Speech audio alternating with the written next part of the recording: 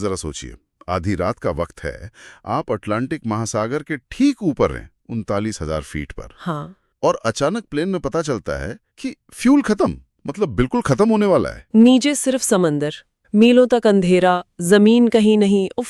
सोचकर ही डर लगता है ना आगे क्या हुआ होगा। ये कोई फिल्मी कहानी नहीं है, ये एयर ट्रांसिट फ्लाइट 236 की बिल्कुल सच्ची और सच कहूं तो अविश्वसनीय कहानी है। और आज हम इसी पर गहराई से बात करने वाले हैं। Air transit 236। हाँ, ये फ्लाइट 23 अगस्त 2001 की है। टोरंटो से लिस्बन जा रही थी और अटलांटिक के ऊपर एक ऐसे संकट में फंसी कि कोई अंदाजा भी नहीं लगा सकता। हम ये सारे वीडियो का नाम है zero fuel, how did flight 236 survive the Atlantic ocean. उसी के ट्रांसक्रिप्ट से हमने ये जानकारी ली है। हाँ, तो पहले माहौल समझ लेते हैं। प्लेन कौन सा था? Airbus A330। बिल्कुल नया, सिर्फ 2 साल पुराना, उस जमाने के हिसाब से एकदम लेटेस्ट टेक्नोलॉजी। और पायलट्स वो भी काफी तजुर्बेकार। कैप्टन रॉबर्ट पीछे 48 साल के थे और उनके पास सोचिए जरा 16,000 घंटे का फ्लाइंग एक्सपीरियंस था। 16,000 घंटे, जबरदस्त। और उनके साथ थे फर्स्ट ऑफिसर डग डे जैगर, 28 साल के थे, पर 5,000 घंटे का अनुभव था उनको भी, और इसी A330 पर करीब 400 घंटे उड़ा चुके थे। यानी कॉकपिट में एक्सपीरियंस की कोई कमी नहीं थी। बिल्कुल। प्लेन में 293 पैसेंजर्स थे और क्रू पायलट्स को मिला के 13 लोग। और ये एक लंबी फ्लाइट थी, 7 घंटे की नॉन स्टॉप। फ्यूल भी पूरा था, 48 मीटर टन। हाँ, सब ठीक चल रहा था। उड़ान को करीब 4 घंटे हो चुके थे, अटलांटिक के ऊपर 39,000 फीट पर, ऑटो पायलट पर। रात का वक्त, ज्यादातर लोग कैबिन में सो रहे होंगे, बाहर अंधेरा, अंदर सब शांत। बिल्कुल। लेकिन ये शांति ज्यादा देर टिकी नहीं। कनाडा के टाइम के हिसाब से रात का करीब 1 बजा था जब कॉकपिट में पहली वार्निंग आई। पायलट्स ने देखा कि दाहिने इंजन में, मतलब इंजन नंबर 2 में, ऑयल को लेकर कुछ अजीब रीडिंग आ रही है। अजीब? किस तरह की? अजीब इसलिए क्योंकि वो समझ नहीं आ रही थी। जैसे ऑयल का प्रेशर वो नॉर्मल से ज्यादा था। प्रेशर ज्यादा? ठीक है। लेकिन ऑयल की जो मात्रा थी, क्वांटिटी, वो कम दिखा रहा था। और सबसे अजीब बात, ऑयल का टेम्परेचर भी कम था। टेम्परेचर कम? ये कैसे हो सकता है? इंजन चल रहा है, पुर्जे घूम रहे हैं, गर्मी तो होनी चाहिए। हाँ बिल्कुल, यही बात पायलट्स को भी खटकी। ये क्या हो रहा है? उन्होंने फॉरेन फ्लाइट मैनुअल देखा, लेकिन ऐसी अजीब सी मिली-जुली रीडिंग के बारे में कुछ खास लिखा नहीं था। फिर उन्होंने एयर ट्रांसिट के मेंटेनेंस कंट्रोल से बात की। तो उन्हें कुछ पता था मेंटेनेंस वालों को? हैरानी की बात है, उन्हें भी ठीक-ठीक समझ नहीं आया कि ये एरर क्या है। उन्होंने बस कहा कि आप लोग नजर रखो इन रीडिंग्स पर। अच्छा। अब क्योंकि प्लेन की परफॉर्मेंस पर कोई असर नहीं दिख रहा था, ना कोई आवाज ना वाइब्रेशन, तो पायलट्स ने सोचा कि चलो हो सकता है कोई सेंसर ही खराब हो, कभी-कभी हो जाता है ऐसा। हाँ, मुमकिन है, लेकिन ये सेंसर नहीं था। नहीं, बिल्कुल नहीं, क्योंकि इसके ठीक आधे घंटे बाद एक और वार्निंग आ गई कॉकपिट में। Fuel imbalance. फ्यूल इम्बैलेंस मतलब ये कि दाहिने विंग के टैंक में बाएं विंग के टैंक से कम फ्यूल था। अच्छा। तो ये भी कोई बड़ी बात नहीं होती शायद। आमतौर पर नहीं, ऐसा होता है और पायलट्स इसे ठीक कर लेते हैं। कैप्टन ने वही किया जो स्टैंडर्ड प्रोसीजर है, उन्होंने क्रॉस फीड वॉल्व खोल दिया। क्रॉस फीड वॉल्व ये क्या करता है असल में? वो बेसिकली एक विंग के फ्यूल टैंक से दूसरे में फ्यूल ट्रांसफर करने देता है। तो कैप्टन ने सोचा कि बाएं टैंक से थोड़ा फ्यूल दाहिने में भेज देते हैं, बैलेंस बन जाएगा। और कुछ ही मिनट में फ्यूल लेवल बराबर हो भी गया। एक बार तो लगा कि चलो प्रॉब्लम सॉल्व हो गई, लेकिन हुई नहीं थी। नहीं, यहीं पर गड़बड़ हो गई। उन्हें ये नहीं पता था कि फ्यूल असल में लीक हो रहा है। वो शायद सोच रहे थे कि दाहिना इंजन ज्यादा फ्यूल ले रहा है या रीडिंग गलत है। ओह, तो क्रॉस फ्यूल वॉल्व खोलकर अनजाने में उन्होंने बाएं टैंक का अच्छा खासा फ्यूल भी उस तरफ भेज दिया जहां से वो लीक हो रहा था। अरे, ये तो उल्टा हो गया। हाँ, और इसका नतीजा बस 10 मिनट बाद कॉकपिट में सबसे खतरनाक अलार्म बज गया, लो फ्यूल। लो फ्यूल? जी, मतलब फ्यूल बहुत कम बचा है। पायलट्स में गेज देखे तो होश उड़ गए। दाहिना टैंक लगभग खाली, और अब दोनों टैंक मिलाकर भी इतना फ्यूल नहीं था कि वो लिस्बन पहुंच पाते। अब मामला सीरियस हो गया था। बहुत ज्यादा। अब ये साफ था कि स्थिति बेहद गंभीर है। अटलांटिक के बीचों बीच, रात का वक्त, फ्यूल खत्म होने वाला है। विकल्प क्या थे उनके पास? कहाँ जाते? विकल्प सच पूछे तो ना के बराबर थे। बस एक ही उम्मीद नजर आ रही थी, अजूरेज आइलैंड्स। अजूरेज ये कहाँ है? ये अटलांटिक में पुर्तगाल के द्वीप हैं, काफी दूर। वहां टर्सेरा नाम के एक आइलैंड पर एक छोटा सा एयरपोर्ट था, लाजिस फील्ड। असल में वो एक मिलिट्री बेस था। तो वहीं जाने का फैसला किया? हाँ, और कोई चारा भी नहीं था। कैप्टन पीछे ने फॉरेन एयर ट्रैफिक कंट्रोल मतलब ATC को मेडे कॉल दिया, इमरजेंसी डिक्लेयर की और बताया कि वो फ्यूल की भयानक कमी की वजह से टर्सेरा जा रहे हैं। मीडे कॉल यानी हालत बहुत नाजुक थी। बिल्कुल, यहाँ तक कि पायलट्स को खुद भी यकीन नहीं था कि वो एयरपोर्ट तक पहुंच भी पाएंगे या नहीं, या फिर समंदर में ही उतरना पड़ेगा, जिसे डिचिंग कहते हैं। उस वक्त फ्यूल बचा कितना था अंदाजन? सिर्फ 7 टन, करीब 7000 किलो। सुनने में शायद लगे कि काफी है, पर A33 जैसे बड़े प्लेन के लिए ये उसकी कुल कैपेसिटी का सिर्फ 6% था। सिर्फ 6%? हाँ, और सबसे डरावनी बात ये थी कि ये बचा हुआ फ्यूल भी बहुत तेजी से कम हो रहा था, असामान्य तेजी से। अब तो पक्का हो गया होगा कि लीक ही है, सेंसर की बात तो नहीं रही होगी। हाँ, अब लीक का शक यकीन में बदल गया था। कैप्टन ने केबिन क्रू को बोला भी कि खिड़की से देखो, विंग के पीछे की तरफ कुछ बहता हुआ दिख रहा है क्या? पर रात का अंधेरा इतना घना था, बाहर कुछ भी देखना नामुमकिन था। और फ्यूल कम होने की रफ्तार क्या थी? अंदाजा लगाइए, हर 5 मिनट में करीब 1 टन फ्यूल खत्म हो रहा था। 1 टन हर 5 मिनट में? बाप रे। जी, ये नॉर्मल से कहीं ज्यादा था। अब कैप्टन रॉबर्ट पीछे को कोई शक नहीं रहा, फ्यूल बुरी तरह लीक हो रहा है। उनके हिसाब से उनके पास सिर्फ 25 मिनट का फ्यूल बचा था। 25 मिनट? और टेरेसरा एयरपोर्ट वो कितनी दूर था? अभी भी सैकड़ों किलोमीटर दूर। इतने फ्यूल में वहां पहुंचना नामुमकिन लग रहा था। इस बीच वो लोग जमीन पर मेंटेनेंस टीम से तो बात कर ही रहे होंगे, वहां से कोई मदद, कोई सुझाव? हाँ, बात चल रही थी। मेंटेनेंस टीम भी परेशान थी। उन्होंने एक सुझाव दिया, कहा कि लीक कंफर्म करना है तो प्लेन को नीचे ले आओ, 39,000 फीट से 20,000 फीट पर ले आओ, शायद वहां लीक दिख जाए या फ्यूल कम खर्च हो। तो क्या कैप्टन माने? नहीं, कैप्टन पीछे ने साफ मना कर दिया। और ये एक बहुत ही अहम फैसला साबित हुआ बाद में। क्यों? उन्होंने मना क्यों किया? उनका तर्क था कि अभी हमारी सबसे बड़ी ताकत हमारी ऊंचाई है। Altitude is everything. अगर हम नीचे आ गए, मान लो आई लीक कंफर्म हो भी गया, तो इतने कम फ्यूल में वापस ऊपर कैसे जाएंगे?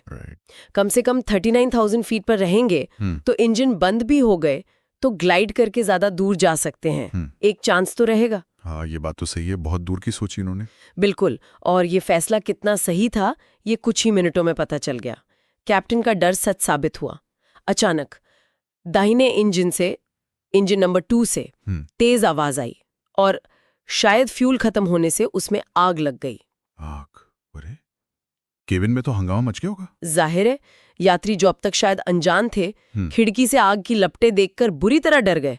अफरा तफरी मच गई। तो अब प्लेन सिर्फ एक इंजन पर उड़ रहा होगा? हाँ, सिर्फ बाएं इंजन के सहारे, और फ्यूल अब बचा था सिर्फ 4.5 टन। और एक इंजन के सहारे इतने बड़े प्लेन का 39,000 फीट पर बने रहना मुमकिन नहीं था। प्लेन धीरे धीरे नीचे आने लगा। हर पल स्थिति और बिगड़ती जा रही थी। उधर टीसेरा एयरपोर्ट पर क्या तैयारी थी? उन्हें पता चल गया था? हाँ, लार्जेस फील्ड पर फुल इमरजेंसी लगा दी गई थी। Fire truck, ambulance, rescue team सब रनवे के पास तैनात थे, किसी भी हालत से निपटने को तैयार। लेकिन प्लेन अभी भी काफी दूर था। हाँ, अभी भी करीब 240 किलोमीटर दूर था और फ्यूल अब बचा था सिर्फ 600 किलो। आप समझ सकते हैं, 600 किलो मतलब ना के बराबर। और फिर वो हुआ जिसका डर था। हाँ, कुछ ही देर में बायां इंजन भी जो अब तक अकेले प्लेन को खींच रहा था, वो भी फ्यूल खत्म होने से बंद हो गया। दोनों इंजन बंद। अब एयर ट्रांसएट फ्लाइट 236 अटलांटिक महासागर के ऊपर रात के अंधेरे में बिना किसी पावर के एक बहुत बड़ा खामोश ग्लाइडर बन चुका था। 300 से ज्यादा जानें बस हवा में तैर रही थीं, सिर्फ ग्रेविटी और पायलट्स के हुनर के भरोसे। यहाँ पर कैप्टन का वो ऊंचाई ना छोड़ने का फैसला काम आया होगा। बिल्कुल, अगर वो 20,000 फीट पर होते तो शायद यहाँ तक पहुँचने की उम्मीद भी नहीं बचती। जैसे ही दोनों इंजन बंद हुए, प्लेन के अंदर बिजली चली गई, घना अंधेरा, सब बंद। कॉकपिट के मेन डिस्प्ले बंद हो गए। लेकिन किस्मत से एक बैकअप सिस्टम ने काम करना शुरू कर दिया। प्लेन के नीचे से अपने आप एक छोटा सा प्रोपेलर जैसा यंत्र बाहर आया। उसे कहते हैं RAT। RAM air turbine. RAT ये क्या चीज है? ये हवा के दबाव से घूमता है, जैसे कोई छोटी पवन चक्की। और उसके घूमने से थोड़ी सी हाइड्रोलिक पावर और बिजली बनती है। अच्छा, थोड़ी सी मतलब? बस इतनी कि कॉकपिट के कुछ सबसे जरूरी इंस्ट्रूमेंट चलते रहें, जैसे ऊंचाई, स्पीड बताने वाले मीटर्स और कंट्रोल सर्फेसेस को हिलाने के लिए थोड़ी हाइड्रोलिक पावर मिलती रहे। ये सिर्फ ऐसी इमरजेंसी के लिए ही होता है। चलो, कॉकपिट में तो थोड़ी जान बाकी थी, लेकिन केबिन का क्या हाल था, यात्रियों का? केबिन में सोचिए, पूरा अंधेरा और पिन ड्रॉप साइलेंस। इंजन बंद होने के बाद वो जो खामोशी होती है ना, वो और डराती है। लोगों में भयानक डर था। क्रू मेंबर्स अपनी जान के परवाह किए बिना लोगों को सबसे बुरी स्थिति के लिए तैयार कर रहे थे। पानी में लैंडिंग के लिए, डिचिंग के लिए लाइफ जैकेट पहना रहे थे, इम्पैक्ट पोजीशन बता रहे थे। पानी में लैंडिंग वो कितनी खतरनाक होती है? बेहद, बहुत ज्यादा खतरनाक। पहले तो पानी से टकराने का इम्पैक्ट ही जानलेवा हो सकता है। प्लेन टूट सकता है, फिर अगर बच भी गए तो प्लेन डूबेगा कितनी तेजी से। और अटलांटिक का पानी बर्फीला, ठंडा, हाइपोथर्मिया का खतरा, बचने के चांस बहुत कम होते हैं। और कॉकपिट में पायलट क्या कर रहे थे? इस बिना इंजन के ग्लाइडर को कैसे संभाल रहे थे? ये शायद किसी भी पायलट के लिए सबसे मुश्किल काम होता होगा, बिना इंजन के A330 जैसे भारी प्लेन को कंट्रोल करना। सब कुछ पिच कंट्रोल पर निर्भर करता है। मतलब प्लेन की नाक कितनी ऊपर या नीचे रखनी है ताकि ग्लाइडिंग एंगल सही रहे, स्पीड कंट्रोल में रहे। वो इसे मैनुअल स्टिक से कर रहे थे, RAT से मिली थोड़ी सी हाइड्रोलिक पावर के सहारे। और प्लेन नीचे आ रहा था तेजी से। हाँ, बहुत तेजी से, करीब 2000 फीट प्रति मिनट की रफ्तार से। उनके पास बस 15 मिनट थे। अगले 15 मिनट में या तो वो एयरपोर्ट पे होते या समंदर में। वक्त निकलता जा रहा था, वो एयरपोर्ट के पास पहुंच रहे थे। लेकिन क्या उनकी ऊंचाई सही थी लैंडिंग के लिए? यहीं पर एक और बड़ी मुश्किल खड़ी हो गई। जब प्लेन एयरपोर्ट से सिर्फ 15 किलोमीटर दूर था, वो अभी भी 13,000 फीट की ऊंचाई पर थे। 13,000 फीट? ये तो बहुत ज्यादा है। हाँ, बहुत ज्यादा। नॉर्मली इस दूरी पे प्लेन को करीब 3,000 फीट पर होना चाहिए लैंडिंग अप्रोच के लिए। तो ज्यादा ऊंचाई तो अच्छी बात होनी चाहिए ना, मतलब ज्यादा टाइम मिलता। नहीं, इस केस में नहीं। अगर वो सीधे रनवे की तरफ जाते तो इतनी ऊंचाई से नीचे आने के लिए नाक बहुत नीचे करनी पड़ती और उससे स्पीड इतनी बढ़ जाती कि बिना इंजन के उसे कंट्रोल करना, प्लेन को रनवे पर रोकना नामुमकिन हो जाता। क्रैश पक्का था। ओह, तो उन्हें ऊंचाई भी कम करनी थी और स्पीड भी काबू में रखनी थी। ये कैसे करते? यहीं पर कैप्टन पीछे ने वो किया जो शायद एविएशन इतिहास में किसी ने ना किया हो। उन्होंने अपनी कमाल की स्किल और हिम्मत दिखाई। उन्होंने प्लेन को हवा में ही लगभग उसी जगह पर एक पूरा 360 डिग्री का चक्कर लगवाया। क्या? पूरा गोल चक्कर हवा में, इतने बड़े प्लेन से, बिना इंजन के? हाँ, सुनने में यकीन नहीं होता, पर उन्होंने यही किया। इस 360 डिग्री टर्न से क्या हुआ? एयरपोर्ट से दूरी तो उतनी ही रही, पर प्लेन ने काफी ऊंचाई खो दी। जब चक्कर पूरा हुआ तो वो 13,000 फीट से घटकर करीब 5,000 फीट पर आ गए थे। कमाल है, ये तो सच में मास्टर स्ट्रोक था। बिल्कुल, दिखाता है कि कैसे मुश्किल हालात में पायलट की सूझबूझ काम आती है। लेकिन 5,000 फीट, ये भी थोड़ी ज्यादा थी शायद। हाँ, अभी भी थोड़ी ज्यादा थी लैंडिंग के लिए, लेकिन इतनी नहीं कि एक और चक्कर लगाया जाए। अब टाइम नहीं था। उन्होंने प्लेन को रनवे की सीध में किया। ऊंचाई अभी भी थोड़ी ज्यादा थी, तो उन्होंने एक और तरकीब अपनाई। सीधा रनवे की तरफ जाने के बजाय उन्होंने प्लेन को हल्के एस शेप के मोड़ दिए, एस टर्न्स लिए। Stay turns? उससे क्या हुआ? स्टे टर्न्स लेने से प्लेन ने रनवे तक पहुंचने के लिए थोड़ा लंबा रास्ता तय किया, जिगजैग जैसा।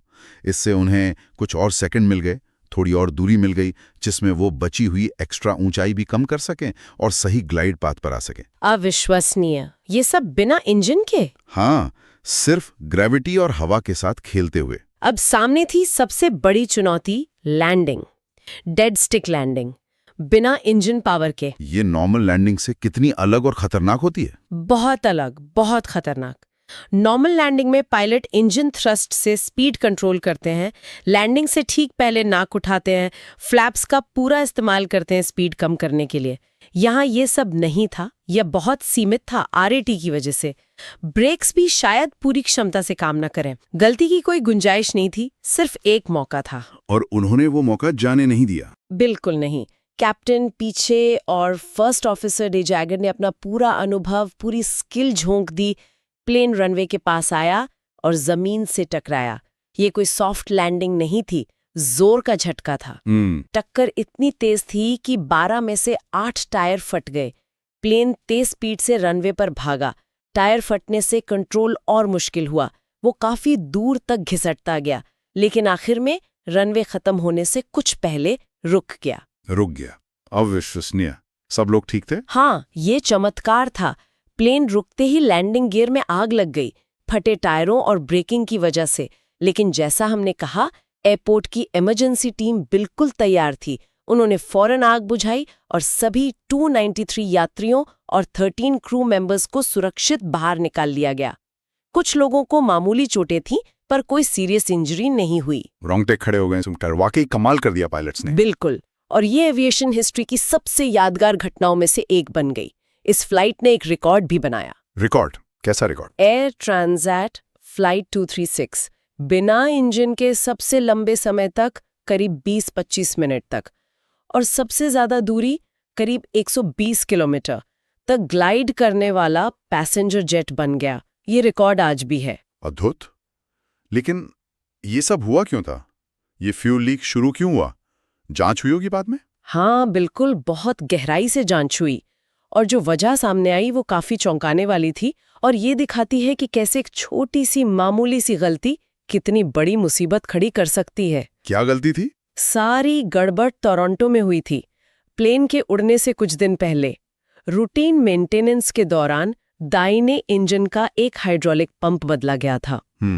लेकिन गलती से जो नया पंप लगाया गया वो इस एयरबस A33 मॉडल के लिए था ही नहीं। वो एयरबस के ही किसी दूसरे पुराने मॉडल का था। क्या? गलत पार्ट लगा दिया? हाँ, दिखने में लगभग एक जैसे थे, पर फिटिंग थोड़ी अलग थी।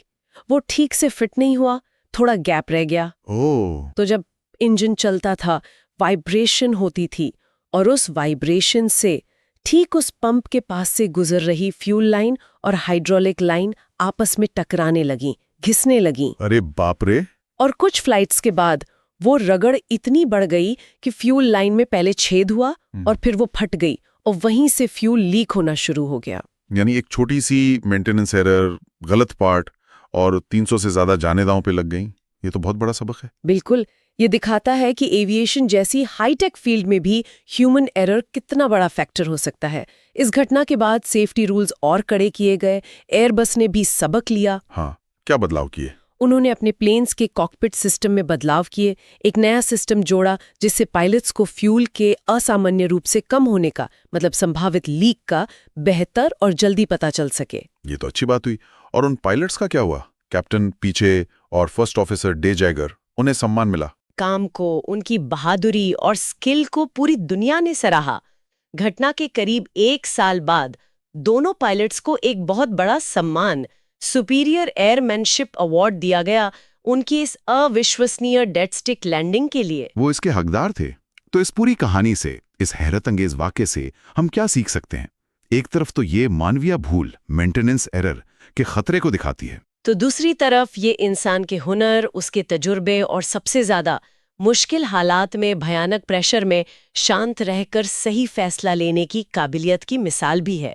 कैप्टन का वो ऊंचाई बनाए रखने का फैसला, वो 360 डिग्री टर्न, वो एस टर्न्स, ये सब दिखाता है कि जब टेक्नोलॉजी फेल हो जाती है तो इंसान का दिमाग, उसकी हिम्मत ही काम आती है। ये सिर्फ रूल बुक फॉलो करने की बात नहीं है, ये हालात को समझकर एक्ट करने की क्षमता है। ये वाकई सोचने वाली बात है, खासकर आज के जमाने में। हाँ, और यहीं पर एक सवाल मन में आता है जिस पर शायद सोचने की जरूरत है। आज जब प्लेन इतने ज्यादा ऑटोमेटेड होते जा रहे हैं, हम टेक्नोलॉजी पर इतने निर्भर हो गए हैं, तो क्या हम अपने पायलट्स को उन बहुत ही दुर्लभ, अनहोनी सिचुएशंस के लिए ठीक से तैयार कर रहे हैं? जब सारी टेक्नोलॉजी, सारी ऑटोमेशन जवाब दे जाए, क्या उस मानवीय सूझबूझ, उस फैसले लेने की क्षमता को वो अहमियत मिल रही है जो मिलनी चाहिए?